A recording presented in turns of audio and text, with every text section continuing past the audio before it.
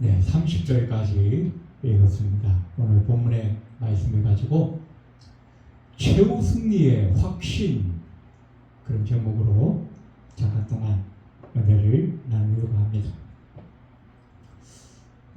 지난 시간 우리 믿음의 순례자들이 가는 이 순례의 길에 반드시 거쳐야 할 세 가지 코스가 있다라고 말씀드렸습니다. 첫 번째는 우리 예수님과 함께 받아야 할 고난의 코스. 또 두 번째는 우리가 마지막 날 우리 주님 오시는 그날 이루어질 우리의 몸의 구속을 기다리면서 이 세상 사는 동안에 늘 죄와 싸워야 하는 그런 공고한 나이들 때문에 우리에게서 나오는 그 탄식의 코스. 그러나 마지막 우리의 종착지는 그 어떤 것으로도 비교할 수 없는 현재의 고난과 좋게 비교할 수 없는 영광의 코스가 있다라고 말씀을 드렸습니다. 오래전 우리 예수님께서 세상에 오셔서 하나님의 아들이라는 이유만으로 당하셔야만 했던 그 고난, 그 고통, 그 아픔을 겪으셨던 것처럼 저와 여러분도 성령으로 말미암아 하나님의 자녀된 우리가 예수님과 함께 고난을 받는 것은 당연한 일이다. 그래서 우리에게는 때로는 탄식이 있고 근심이 있고 아픔이 있지만 우리에게 다가올 저 영원한 영광의 그날을 우리가 사모하면서 한 걸음 한 걸음 우리의 이 순례의 길을 힘차게 나아가야 한다. 그런 말씀을 우리가 나누었습니다. 자, 그러면 우리 순례자들의 이 길에는 고난만 있고 탄식만 있고 언제 주님이 오시나 그날을 눈 빠지게 기다리는 이 기다림만이 있는 것인가? 늘 고난을 받고 늘 탄식하고 그런 부정적이고 암울한 시간들만 우리에게 있는 것인가? 그런 질문을 할 수 있을 것입니다. 이 질문에 대해서 너무나 감사하게도 성경은 단호하게 그렇지 않다라고 말씀하고 있다는 것입니다. 오늘 37절을 보니까 이 모든 일에 우리를 사랑하시는 하나님으로 말미암아 우리가 넉넉히 이기느니라. 바울은 앞부분에서 우리 그리스도인들이 가는 길에는 고난도 있고 탄식도 있고 때로는 아픔과 어려움이 있지만 우리의 그 마지막 날 그 우리에게 비교할 수 없을 만큼 크게 임하실 영광의 그날을 바라보며 우리가 묵묵히 걸어가야 된다라고 말하였지만 그것만 있는 것이 아니라는 것입니다. 우리가 마지막 그 속량의 우리 몸에 속량에 받는 그날 우리에게 임할 그 영광은 세상의 그 어떤 것과도 비교할 수 없는 것이지만 그날이 오기 전에 우리가 이 세상에서 사는 동안에도 우리는 우리를 사랑하시는 하나님 아버지의 사랑으로 말미암아 넉넉히 이길 수 있다. 넉넉히 승리할 수 있다라고 단호하게 우리에게 말씀하고 있다는 것입니다. 그래서 오늘 본문에는 이 바울이 제시한 우리가 이 그리스도인들의 마지막 그 최후 승리를 바라보면서 이 세상 사는 동안에도 우리는 승리하며 살아갈 수 있다고 말하고 있는데 이 세상에서 우리가 승리하며 살아갈 수 있는 그 이유가 무엇인가? 그 비결이 무엇인가? 몇 가지로 우리가 살펴보면서 잠깐 동안 은혜를 나누려고 합니다. 우리가 이 세상에 살면서도 넉넉히 이기며 넉넉히 승리할 수 있는 그 비결, 첫 번째는 우리 성령께서 친히 우리의 연약함을 위해 강구하시기 때문이다 라고 말씀하고 있습니다.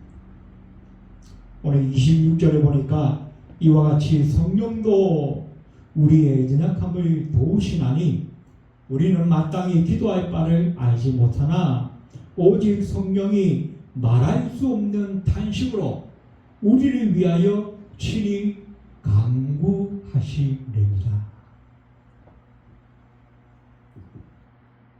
성령은 하나님의 영이십니다.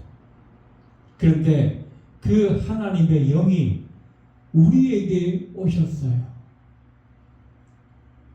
자, 하나님은 우리를 사랑하시는 분이십니다. 그래서 하나님은 우리와 교제하기를 원하신다는 것입니다. 서로 사귀기를 원하신다는 것입니다. 그래서 하나님이 우리에게 오신 거예요. 그런데 그 하나님께서 우리에게 와서 보니까 우리 속에 부족한 것들이 많이 있다는 것입니다. 연약한 것들이 많이 있다는 것입니다. 왜냐하면 아직 우리는 이 육체의 사람을 온전히 벗어나지 못했기 때문에 질그릇처럼 금방 깨어질 수밖에 없습니다.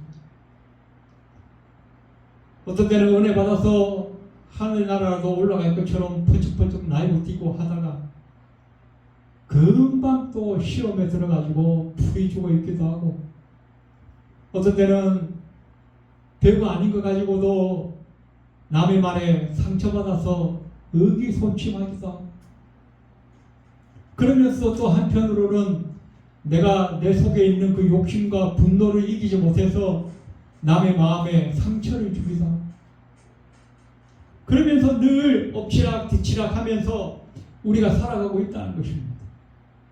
그럼에도 불구하고 우리 인간의 특징이 뭐냐면 우리가 무엇을 기도해야 할지를 잘 모른다는 것입니다.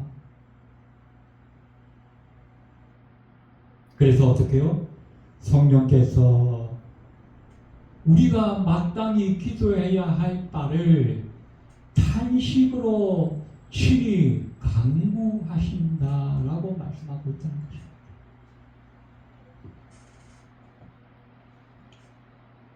우리 주님은 육신의 몸으로 오셨을 때도 우리의 연약함을 짊어지기 위해서 오셨다라고 말씀하십니다. 마태복음 8장 17절에 보니까 우리의 연약한 것을 친히 담당하시고 병은 짊어지셨도다. 육신으로 오셨던 하나님도 우리 육신의 연약함을 짊어지기 위하여 오셨다. 주님께서 부활하시고 승천하신 다음에 성령으로 오신 그 하나님께서도 우리의 연약함을 짊어지시기 위하여 오셨다는 것입니다. 그렇기 때문에 우리의 연약함, 특별히 우리가 영적으로 하나님과의 바른 관계를 이루어가기 위해서 우리가 기도해야 할 것들이 많이 있는데 우리가 늘 육신의 것만 구하고 우리의 눈앞에 보이는 것만 구하고, 그러니까 어떻게 해요? 성령께서 친히 우리의 필요한 바를 아시고 우리를 대신해서 기도해 주시는 분이시라고 말씀하고 있다는 것입니다. 그렇기 때문에 어떻게 해요? 우리가 미처 기도하지 못하고 미처 구하지 못한 것까지도 우리 하나님께서 우리에게 은혜로, 사랑으로, 능력으로, 때로는 은사로 부어주셔서 하나님의 선한 뜻을 이루는 도구로 우리를 이끌어가고 계시다는 거죠. 특별히 오늘 우리는 26절을 좀 기억해서 봐야 합니다. 우리는 마땅히 기도할 바를 알지 못하나. 우리는 우리가 무엇을 기도할 바를 알지 못한다는 것입니다. 기도도 잘 하지 못하는 것도 있지만 고작 입을 열고 기도한다는 게 뭐예요? 늘 우리 육신의 것만, 눈에 보이는 것만 구하고 있지 않느냐는 것입니다. 마가복음 10장에 보면 예수님께서 이제 제자들과 최후의 만찬을 나누는데 그때 야고보와 요한이 주님 앞에 갑자기 나와서 뭔가를 구합니다. 대화를 시작합니다. 35절에 보니까 무엇이든지 우리가 구하는 바를 우리에게 하여 주시기를 원하나이다. 우리가 원하는 거 해달라는 거예요. 하나님이 원하는 것이 무엇인지, 예수님이 원하는 것이 무엇인지 별로 관심이 없어요. 36절에 우리 주님께서 말씀합니다. 너희에게 무엇을 하여 주기를 원하느냐. 37절에 여짜오되 주의 영광 중에서 우리를 하나는 주의 우편에 하나는 주의 좌편에 앉게 하여 주옵소서. 주님께서 이제 십자가 지시고 죽으러 가시겠다는데 이 야고보와 요한은 3년 동안이나 주님을 따라다녔음에도 불구하고 주님이 지금 자기들에게 무슨 말씀을 하시는지 전혀 알아듣지 못하고 있는 거예요. 우리 주님이 이제 저 로마 나라를 쳐부수고 하나님의 영광 가운데 이 나라 위에 새로운 왕국을 세우시면 주님 그때 내가 주님 옆에 좌의정 우의정 원하나이다. 이 야고보와 요한 정도면 주님의 제자들 중에서도 주님과 굉장히 가까운 사람. 그런데 이 두 제자가 동문서답을 하고 있다는 것입니다. 그래서 38절에 말합니다. 주님께서 이르시되 너희는 너희가 구하는 것을 알지 못하는도다. 아니 지금 이 마지막 때에 너희가 진정 구해야 할 것이 그저 마지막 좌의정 우의정 하는 게 너희가 지금 고작 구하는 게 그거냐? 주님의 의도와는 전혀 상관없는 자기 생각을 그저 기도라는 형식을 빌려서 구하고 있다. 여러분, 이것이 성경에 기록된 야고보와 요한의 모습이 뿐만 아니라 오늘 우리의 모습이라는 것입니다.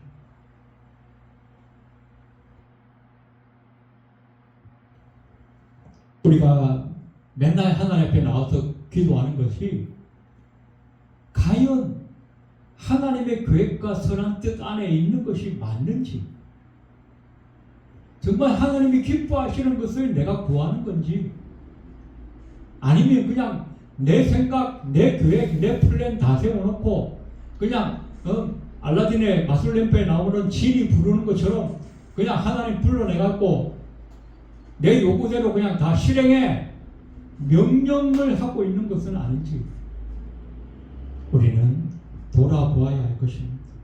물론 우리 하나님은 너희가 무엇이든지 기도하라 그랬어요.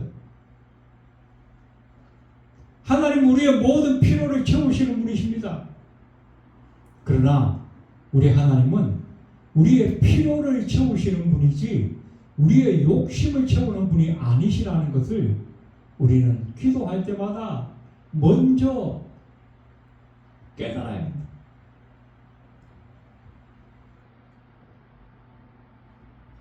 그래서 27절에 말씀합니다. 마음을 살피시는 이가 성령의 생각을 아시나니 이는 성령이 하나님의 뜻대로 성도를 위하여 간구하시느니라. 자, 앞에서 성령께서 우리의 연약함을 알고 우리가 마땅히 빈바를 알지 못해도 우리를 연약함을 위해서 기도하신다라고 했습니다. 자, 그러면 성령께서 우리를 위하여 기도하시면 우리의 뜻이 이루어지겠습니까? 하나님의 뜻이 이루어지겠습니까? 하나님의 뜻이 우리에게 이루어지겠죠. 그때 우리는 어떻게 반응해요? 이거 내가 원했던 거 아닌데? 이거 내가 기도했던 거 아닌데?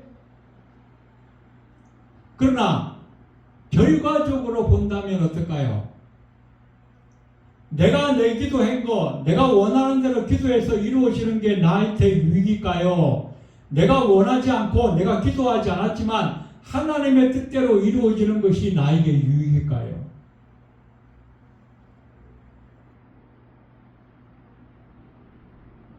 하나님의 뜻대로 나에게 이루어지는 것.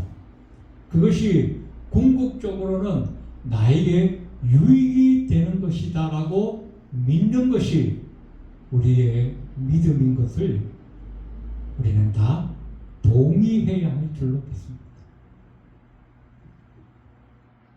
그래서 성령께서 우리를 위하여 친히 간구하시고 기도하시기 때문에 우리는 어떻게 해요? 이 세상에서도 넉넉히 이기며 살아갈 수 있다는 것입니다.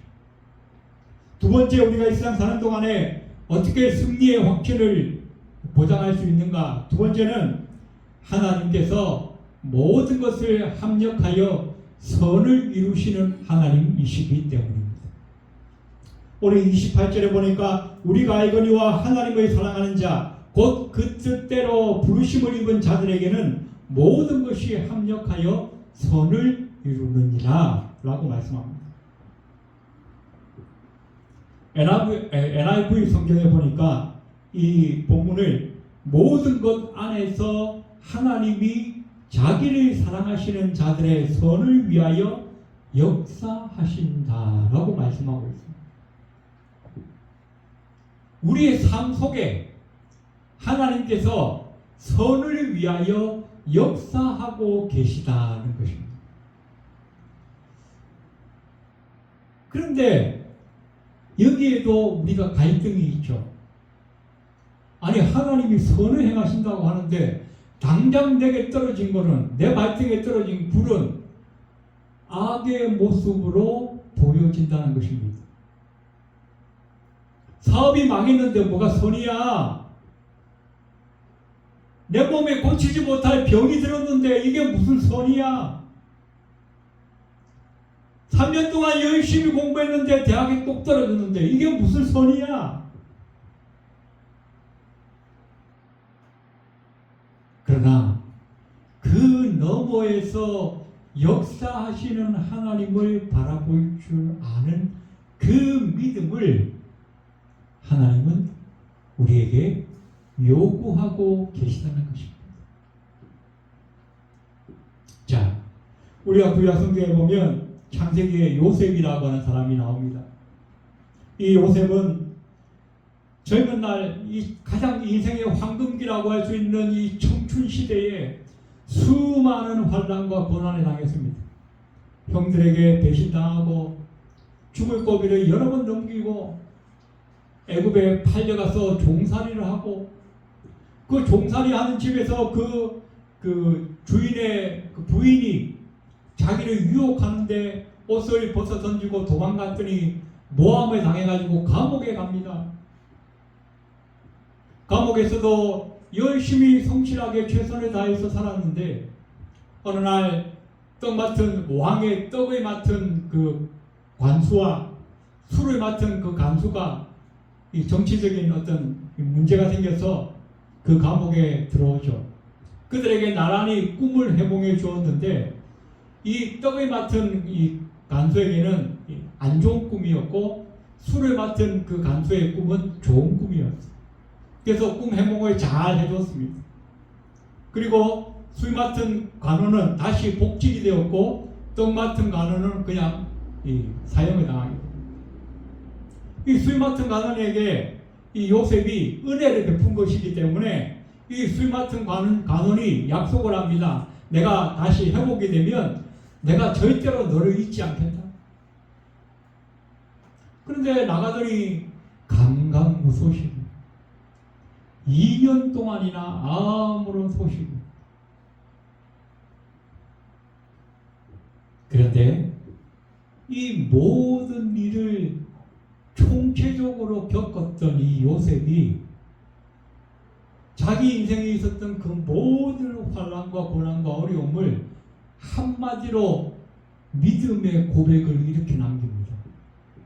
창세기 50장 20절에 당신들은 나를 헤아려 하였으나 하나님은 그것을 선으로 바꾸사 오늘과 같이 많은 백성의 생명을 구원하게 하시려 하셨나.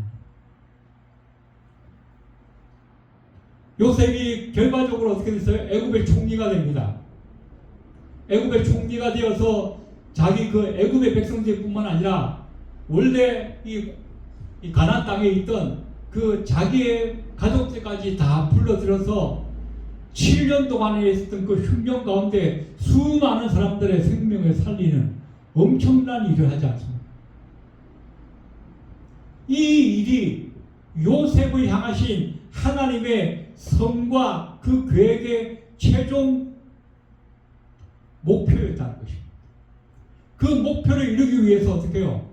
요셉을 애굽에 팔려가게 하셨던 것입니다. 또 왕궁의 일을 잘 보게 하려면 애굽의 총리가 된다는 건 그냥 보통 사람이 할 수 있는 게 아니잖아요. 왕궁의 사정을 잘 알아야 합니다. 그 주변의 나라의 정세들과 그 애굽의 정치적인 문제도 어느 정도는 파악을 하고 있어야 됩니다. 그렇게 하기 위해서 어떻게 했어요? 이 요셉을 애굽의 왕실에 있는 그 왕궁의 감옥에 들어가게 하신 겁니다. 그리고 술 맡은 관원과 떡 맡은 관원을 보내가지고 그 왕의 왕궁에서 있어지는 정치적인 일들에 대해서 어느 정도 귀뜸을 듣고 정치를 파악할 수 있도록 충분한 시간을 주신 겁니다. 그리고 애굽에서는 총리가 되려면 그 당시에 나이가 30살이 되어야 되는데 이 술 맡은 관원이 이 요셉과 약속한 때 이 요셉의 나이는 28밖에 되지 않은 거예요. 그래서 2년을 더 기다려야만 애굽의 총리가 될 수 있는 나이가 되는 거예요. 그래서 그동안에 또 다른 일이 생기지 않도록 그냥 감옥에 들어간 김에 너는 여기서 조금 더 시간을 기다려라. 그러면서 일부러 술 맡은 관원에게 건망증을 있게 하셔가지고 2년 동안 기다리게 만드신 거예요. 그리고 때가 참에 하나님께서 요셉을 애굽의 왕궁으로 불러 올리시고 때가 참에 하나님께서 요셉에게 능력을 주셔서 많은 정치적인 문제들을 잘 해결하게 하시고 때가 참에 하나님께서 이 요셉을 애굽의 왕의 마음에 들게 하셔서 한 나라의 총리가 되기까지 이끌어 가셨던 것입니다. 그래서 어떻게 해요? 요셉의 모든 그 총체적인 삶을 통해서 하나님은 합력하여 선을 이루셨다는 것을 드러내고 있다는 것입니다. 바울도 마찬가지입니다. 우리가 지금 그 앞부분에서 살펴보았지만 바울은 이 로마서를 쓸 때 어떻게 했어요? 이 로마에 와서 편지를 쓴 것이 아니었습니다. 3차 이 선교 여행을 어느 정도 마무리하면서 고린도 지역에서 이 마지막 그 스페인까지 선교할 것을 마음에 이렇게 두고 기도하면서 이 로마에 있는 교인들에게 편지를 쓴 것이었죠. 그래서 로마에 가기를 간절히 원했지만 여러 차례 길이 막혔다라고 말씀하고 있습니다. 길이 막혔는데 뭐가 선이에요? 가려고 하면 막히고 가려고 하면 막히는데 그게 무슨 선입니까? 내가 내 혼자 로마에 구경하러 관광하러 가겠다는 것도 아니고 로마에 복음을 전하러 가겠다는데 왜 하나님 자꾸 막으십니까? 그런데 그 당시 로마에 지금 바울이 로마에 결정적으로 가게 되는 것은 이 바울이 이 예루살렘 지역에서 최종적으로 이 사형 선고를 받게 됩니다. 그리고 그 베스도 총독에게 심판을 받게 되죠. 거기가 어디냐면 가이사랴 지역이에요. 그 가이사랴 마지막 요바에 있는 그 항구에서 배를 타고 로마까지 가는 겁니다. 그런데 그 당시에 이 바울은 너무 가난했어요. 돈이 없어.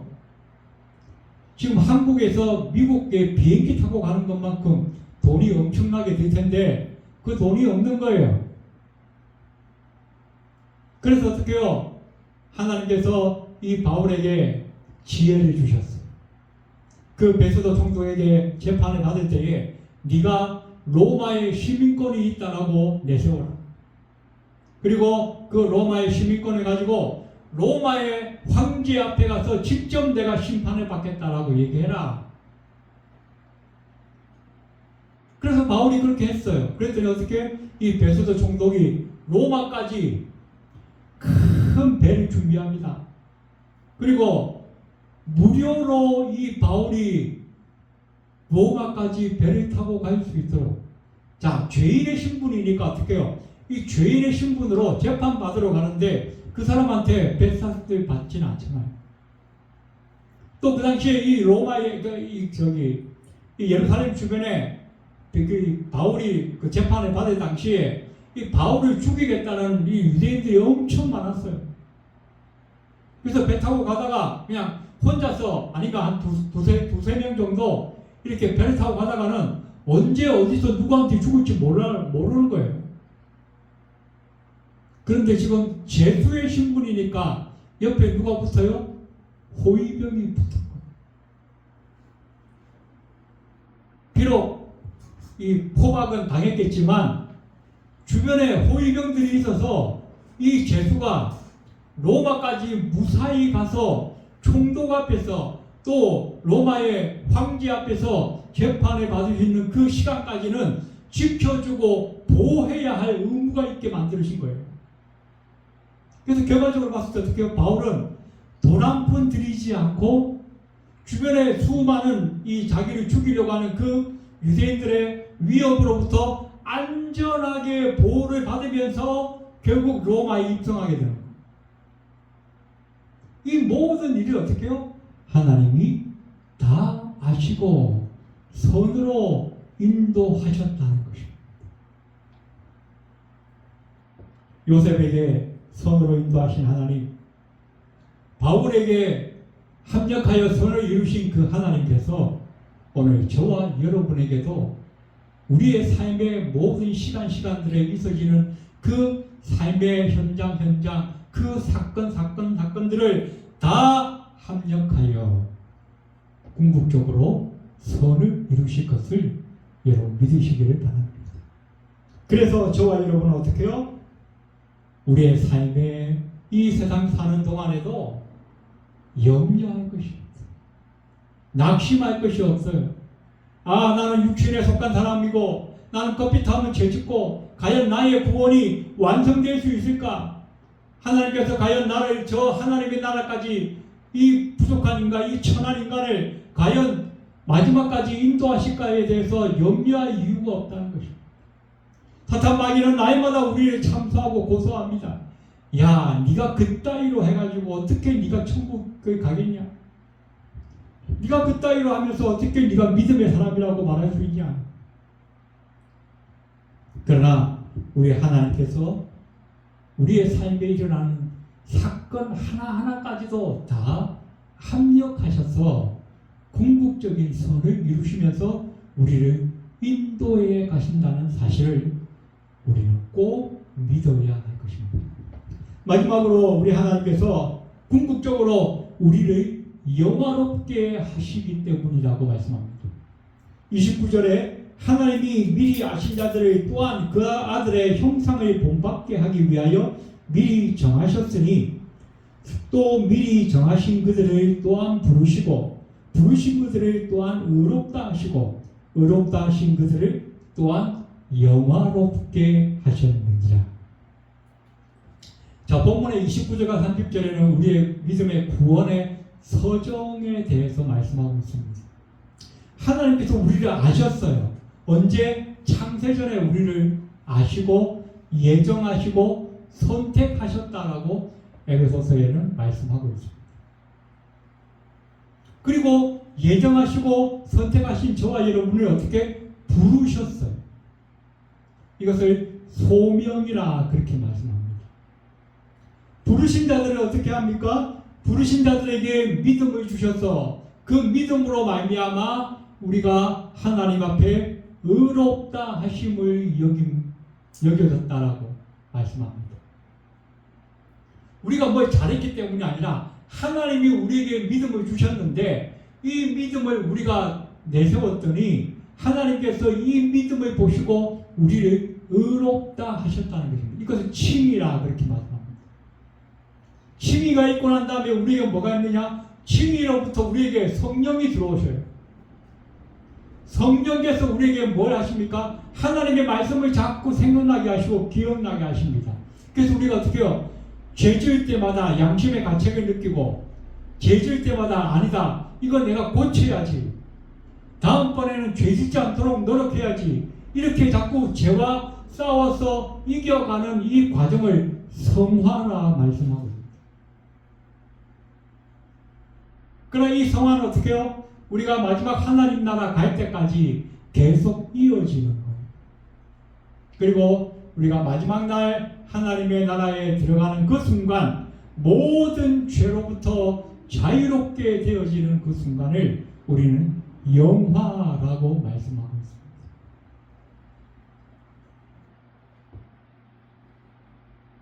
하나님의 말씀은 이루어지지 않는 것이 없다는 것이 성경의 분명한 주장입니다. 하나님께서 저와 여러분을 향하여 작정하셨습니다. 그리고 말씀하셨습니다. 그리고 약속하셨습니다. 그렇기 때문에 반드시 이 약속은 온전히 이루어질 것이라고 성경은 우리에게 말씀합니다.